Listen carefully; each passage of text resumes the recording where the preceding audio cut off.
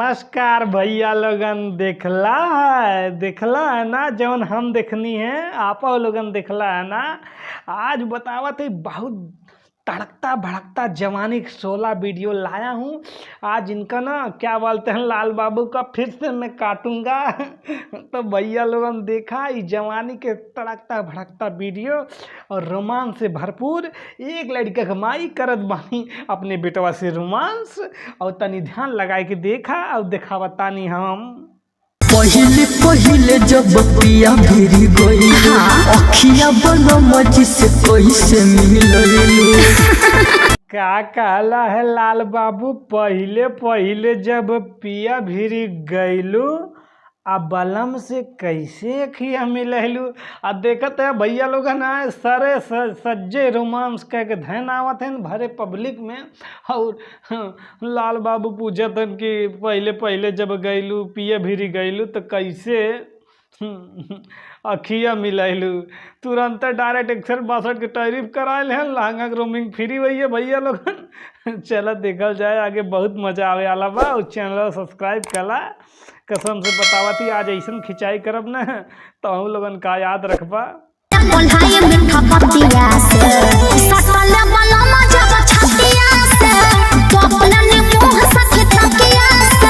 भैया लगन सटले बलम जब तकिया से मतलब छतिया से सॉरी अब हम तोप लेनी मुँह अपना तकिया से।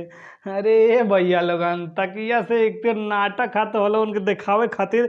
और शुरुआत हम देखला कैसे चिपम की चिपम करत बानी। और तो कुल भैया अपने बेटुआ के संगे मैडम ना शुरू हो गई नहीं बतावा तानी ना। ये बहुत नाइंसाफ़ी हम लोगन दाढ़ी मोच रखा के बैठा है साला पुछवारे क्यों ना बा। और ये बचवा झीन ना रोमांस के दुनिया में भिड़ाल माने भैया लोगन।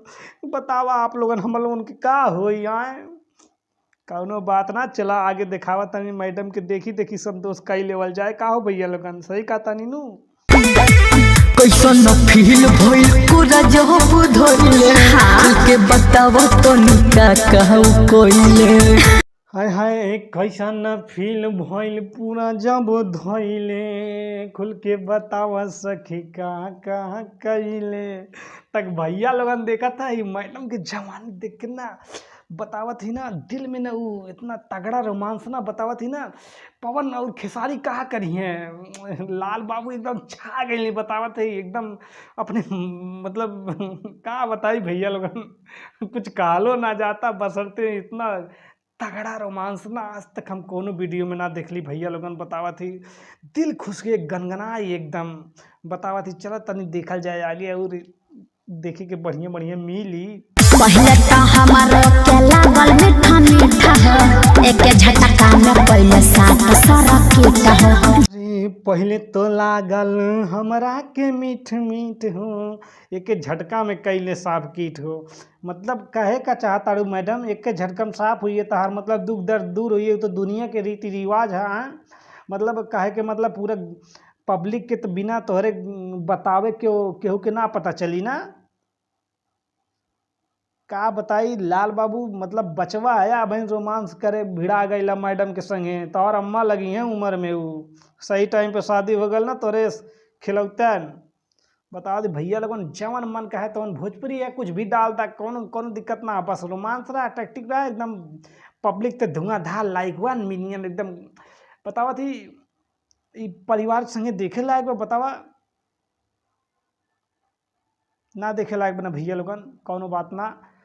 चला मिला तानी अगले वीडियो में हुस बड़ा अश्लीलता के पिटारा लेके। तो भैया कहें कि वीडियो बहुत लंबा होता है ये वजह से हमारे चैनल सब्सक्राइब करा और बेल आइकन के प्रेस करा। जाते थोड़ा सा मैडम के रोमांस हुआ देखल जा। कई बेरी गोलिया पेली हले किस हो पर 19 के तू पर गइलू 20 हो।